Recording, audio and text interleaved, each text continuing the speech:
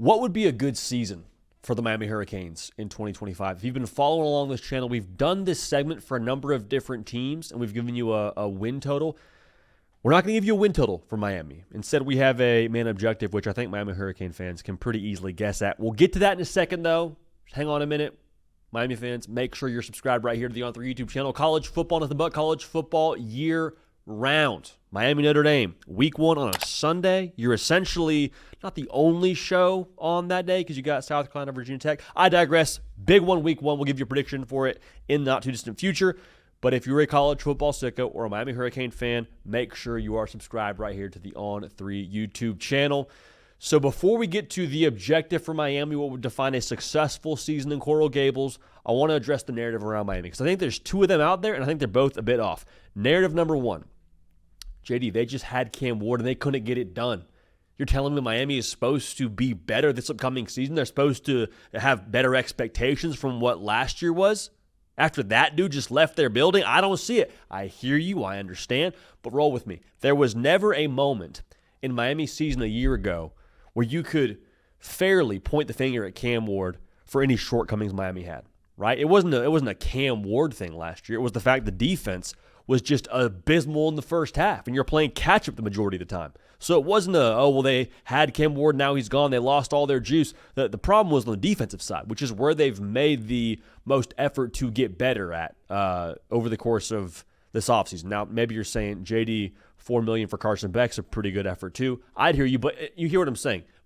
In bulk, on the defensive side with the staff and via the portal, they've done a lot of work to be better on that side of the football. So if you're saying it's a Cam Ward thing not being there, I understand where you're coming from. I don't think that's the right way to look at it.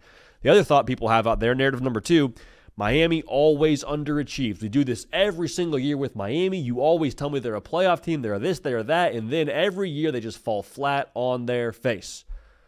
Part of that is true in the sense that I have, over the course of the last few years, been high on Miami, in large part due to who Cristobal is, how he builds his roster.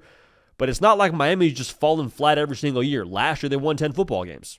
I mean, they were a game away from being in the ACC championship. So has it been all that yours truly thought they would be since Cristobal has gotten there? No, but I also think if you're acting like Miami hasn't done anything at all, I believe you're missing the point a little bit as to what's going on in Coral Gables. Because it's been a slow but sure progression right now. Like Mario Cristobal, since he's gotten there, the roster's gotten better. I think the culture's gotten better, and you've seen the record get better every single year. Again, last year you won 10 games. So what's it about in year 4 for Mario Cristobal? It's about graduating to the playoff. Doesn't matter how it looks.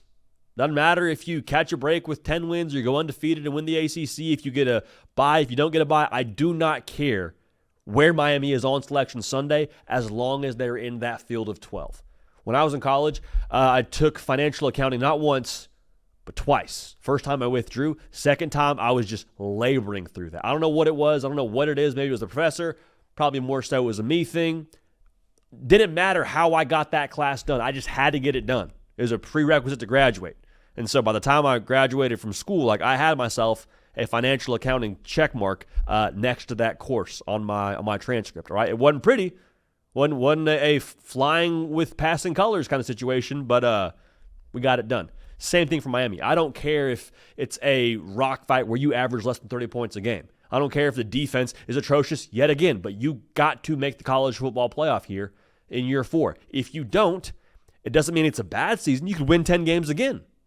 Win 10 games again, miss the college football playoff. Not a bad season, but it would be a failure of a season relative to the expectations you have earned to have right now under Mario Cristobal, how you've recruited, how you have allocated resources for the quarterback position, the work you did to go get a better defense overall, especially defensive staff. You've done the work now and earned this pressure if you're Miami. And guess what?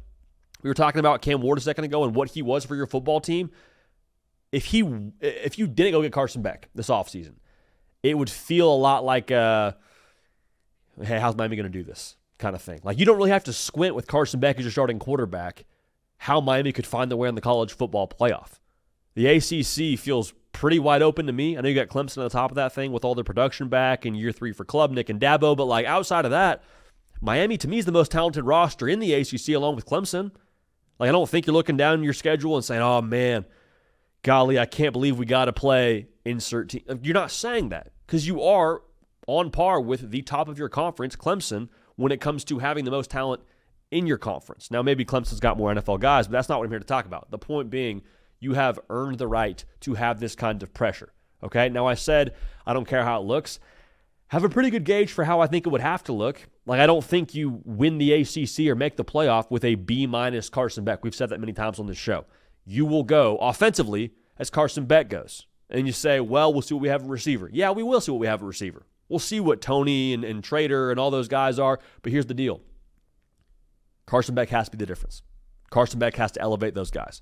I keep saying this, but like you look at what Pat Mahomes had the past couple of years in Kansas City. Look at what Brady had when they were reeling off Super Bowls with the Pats.